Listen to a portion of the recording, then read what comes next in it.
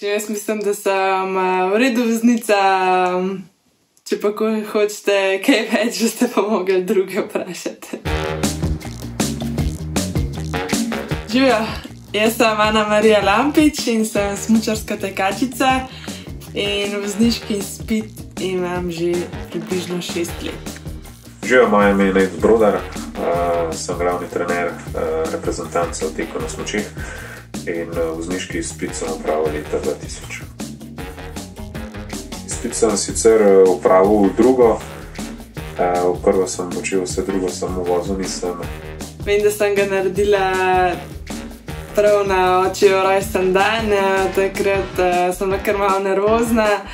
In ja, mislim, da sem šla na glavno vožnjo v okoli 30 urah. Lahko rečem, da sem uspešno opravila vozniški izpit. Ne. Ne, mislim, da sem v avtu kar mirna in se na pot odpravim, če je le možno prej, da lepo v miru pač pridem na cilj.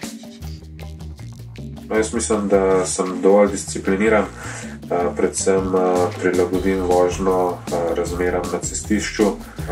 Da pa nisem prehiter, bi bila pa laž, sigurno včasih nekoliko tudi stopam po gasu, ampak ne pretiravam. To bi mogli vprašati druge, ampak sam zase, če bi se ocenil glede na izkušnje, glede na leta vozniškega izpita in pa predvsem na količino kilometrov, ki jih letno opravimo, tam nekje 60 000, mislim, da imam dovolj izkušenj in da se lahko štejem za dobrega voznika.